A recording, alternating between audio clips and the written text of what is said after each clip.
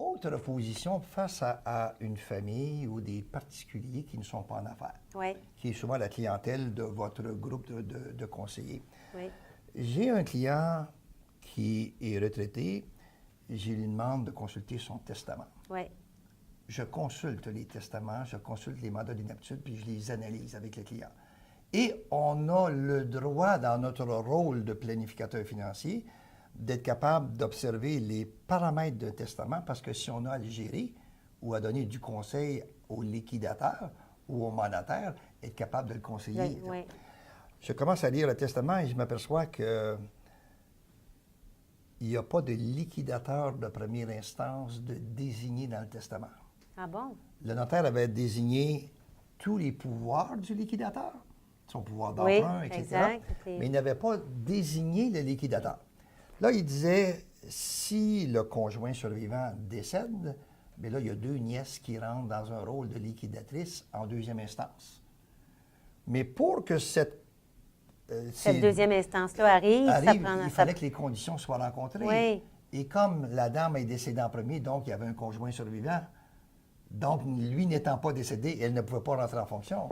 Donc on s'en va dans le troisième ordre au niveau des conditions où les bénéficiaires pouvaient se réunir et se nommer un liquidateur, et le bénéficiaire unique était son conjoint. Donc il devait se réunir devant un notaire pour nommer un liquidateur qui ne figurait pas au testament.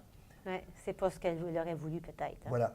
D'où l'importance d'aller plus loin dans les documents. Oui. Un autre exemple, on dit souvent que dans la vente, la force de l'anecdote est importante. Oui. Le niveau qui rentre en carrière, il n'y a pas beaucoup d'anecdotes dans son bagage. Non. Mais plus il avance en carrière, plus il y a des anecdotes qu'il peut raconter. Il y a des histoires ou des clients types ou qui fait après, qui a un peu plus. Il est allé plus loin, il a pris un risque, mais il a bien étudié ces choses. Absolument. Après, il développe d'autres outils. J'ai un client qui ne parle pas le français.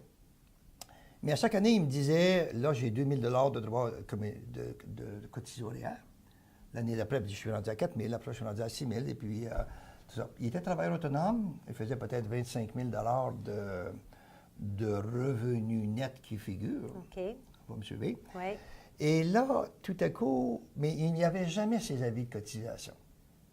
Il était mal classé, il était égaré. Puis à 2000, on ne se pose pas de questions, on se dit, il n'y a pas de problème, peut-être. Puis chaque fois que j'arrivais chez eux, bien, il y avait tout regroupé les documents des 6 derniers mois qu'ils avaient reçus puis qu'ils n'avaient rien compris. Et là, je les analysais un après l'autre, évidemment. On fait du ménage pour fait du ménage, etc.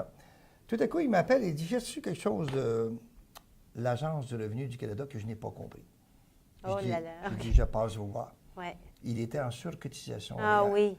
Ce qu'il n'avait pas compris, c'est que son avis de cotisation lui disait qu'il était en surcotisation, alors que lui comprenait que c'est ce qu'il pouvait cotiser. C'est ce qu'il pouvait cotiser. Ouais, c'est très important. Alors, c'est là que le oui-dire du client sur la description de sa situation est souvent, faut aller plus loin. Oui. C'est un piège, il ne faut pas accepter comme tel. Oui, c'est un piège de conseiller, de dire, bon, c'est parfait, on va sauver un peu de temps, il me dit l'information, je la prends. Donc, parce qu'on parlait, c'est pour vous, c'est quoi d'être professionnel? Parce qu'on se demande ça comme conseiller, c'est quoi être professionnel? Je suis plus jeune en carrière ou plus vieux. Ça fait tellement longtemps que je le fais, je pense que je le répète toujours de la même façon. Ou je suis nouveau en carrière, comment je vais avoir une crédibilité auprès du client? Oui, vous l'avez dit avec les études, de bien se documenter, d'aller plus loin, d'avoir des méthodes, je résume un peu si j'ai bien compris, des méthodes stratégiques avec des questions, mais être professionnel, c'est quoi être professionnel? C'est un peu tout ça? Vous avez là une bonne question, Marie. Il y a beaucoup de gens qui confondent la notion de professionnel comme étant un des membres des 46 ordres professionnels relevant du Code des professions. Oui, parce qu'on est un professionnel, je comprends. Qui compose 360 000 membres au Québec. Bon. Ça, c'est un statut professionnel reconnu par l'article 1 du Code des professions. D'accord. À l'ordre des administrateurs agréés, je me souviens, au début des années 2000, on avait une campagne publicitaire sur la notion de discernement. Oh, c'est bon. J'aime ce mot. Oui.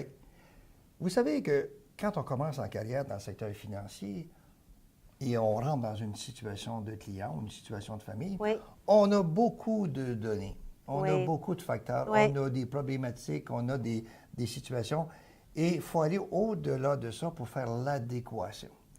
la bonne adéquation. Qu'est-ce Oui. qu'on priorise? Ça, c'est vraiment un OK. enjeu. Oui. C'est un enjeu. Oui. Et quelle stratégie Ah, on amène sur après la ça, table? oui. Et qu'est-ce qu'on priorise et dans quel ordre et pourquoi? C'est ça la notion de Puis discernement. diriger aussi la personne devant nous vers, Oui. parce qu'on voit que cet enjeu-là est important pour Oui. elle.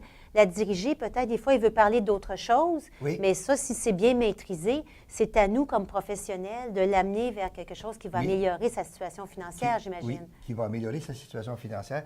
Et c'est là que si on a dans notre esprit le meilleur intérêt du client. Ah, tout à fait.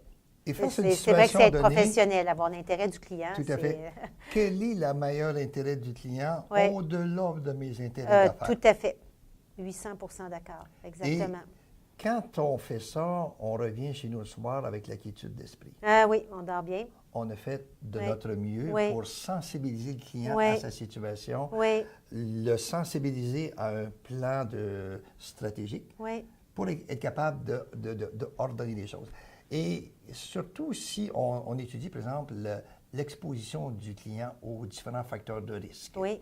Les risques de marché, les risques Oui. de perdre la vie, les risques d'invalidité, les risques Oui. de Oui. maladies graves, etc.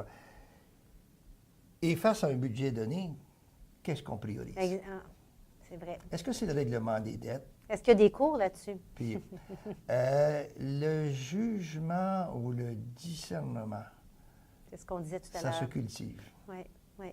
Avec l'expérience, avec Oui. les cas vécus, Les cas vécus, plus la formation de base oui. qui nous dit qu'est-ce qui Oui. est le plus important. Mais Oui. il y a une acuité aussi Oui. au niveau de l'être humain, la confiance, l'empathie. Est-ce que ça L'empathie. compte, ça aussi? Ça compte aussi. L'empathie d'être capable de détecter Ouais. la façon de penser Si du ça client. serait moi, là, qu'est-ce qui serait important? Qu'est-ce qui aussi au serait, micro? qu'est-ce qui serait important? Et c'est là que le discernement s'est basé sur des valeurs, notamment le sens commun. Ouais. On dit une personne a un bon sens Sens commun, a du des bon choses. sens. Ça a bien du bon sens. Ça a bien du bon sens. Oui. Et elle est capable de départager ce qui n'est pas approprié au client au-delà de son intérêt d'affaires. Et le client le sent. J'aime cette finesse, Oui. j'aime ça, parce que c'est Si- ça, le client le sent. Oui. Le client est intelligent, il ressent, même s'il ne comprend pas les chiffres. Oui, C'est à nous de l'aider, Oui. à bien lui démontrer. Quand on est sûr et convaincu et on comprend, je pense qu'on peut bien l'expliquer. on peut bien Puis là, ben, c'est l'expliquer, ça, il va puis- se sentir bien, puis il va sentir que là-dedans, oui, ça Oui. vient du bon sens. On a l'intérêt du client, on est capable de le coacher comme il faut, Oui. on est capable de bien s'instrumenter pour bien le servir. Bien Oui. s'instrumenter, c'est notamment de numériser les documents du Oui. client. Oui. Numériser sa déclaration d'impôt, son avis de cotisation, les documents importants pour lesquels on exerce en affaires, évidemment. Tu sais. Et puis, Parce que de toute façon, vous me permettrez, on arrive dans sa vie, on ne veut pas non plus le voir une fois et c'est terminé. Tout à C'est fait. pour ça qu'on travaille Oui. de fond. Là. Il y a une évolution qui se passe. Puis c'est Oui. agréable. Ça, c'est une des belles joies du conseiller, c'est d'assister après tranquillement des Oui. réalisations, l'augmentation du portefeuille, les dettes, le testament qui est mieux refait. Oui. C'est agréable comme conseiller aussi d'assister à ça, je pense, de faire. C'est très agréable. Oui, On une a- belle récompense. Et ce que tu dis, Marie, c'est qu'on accompagne le client Oui. dans son cheminement de vie. Tout à fait. Dans sa vie financière, Oui. dans sa santé financière. Oui. Et quand on sent qu'il est capable de se confier Oui, c'est sur vrai. ses projets futurs, sur Oui. ses préoccupations, Oui. sur ce qui est possible. Des fois, c'est une séparation à venir ou une union à venir. Oui. Des fois, c'est un projet d'affaires. Des fois, c'est un projet d'achat. Tout à fait. tu sais. Puis le client doit sentir aussi qu'on est capable de le chicaner. Oui, c'est ça, comme un bon parent, Oui. il faut faire les deux, hein, oui. Puis des fois, il faut se positionner dans notre Oui. rôle puis dire au client, écoutez Oui. là, Oui. moi, c'est mon rôle de vous le dire. Oui, oui, Puis c'est très vrai. On l'explique, on se positionne avant de dire, Oui, oui. avant de donner un C'est conseil. ça, c'est pas on le sort, on le dit, non, on commence par Oui. l'ancrer, le positionner, le pourquoi, et là, on donne très Tout à fait, très bonne tout à fait. façon de... Oui. Ça, c'est une façon très professionnelle. Parce Absolument. qu'on est... Si on dit toujours oui, oui, tout le client a raison, puis j'ai peur de le contredire, Oui. ça se dit très bien sans le contredire. C'est la façon de l'amener, de le positionner, et fait. ça, je pense, c'est d'être professionnel. Oui, Et oui.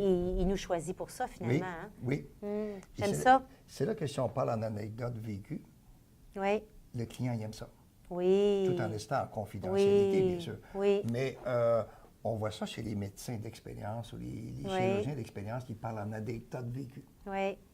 le client se sent en confiance. Oui, on aime ça. Quand un par médecin, on aime ça. On aime ça nous-mêmes. Si on se met dans l'autre position, on aime ça. Donc, pourquoi pas, j'aime cette idée.